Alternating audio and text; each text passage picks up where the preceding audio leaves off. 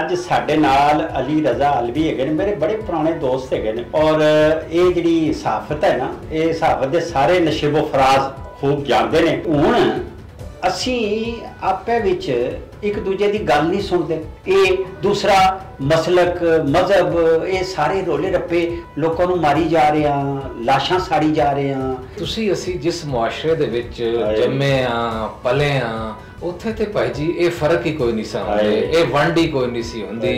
ये सिंधी है, पंजाबी है, पठान है, ये भारी है, ये फलाना है।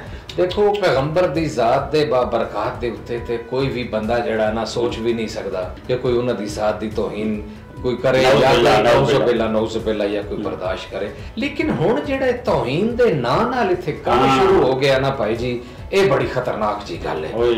हर बंदा आपे ही फैसला कर लेंदा है, ने तौहीन कीती है आपे ही उसनु जनाब एक मौब दे जरिए एक हजूम दे हवाले कर दिंदे तुसी। उस तो बाद फिर उत्थे जनाब आपे ही मार कुट के आपे ही मुद्दई आपे जज आपे ही मुलजम आपे ही। अच्छा यार खुदा दा खौफ करने वाली गल है।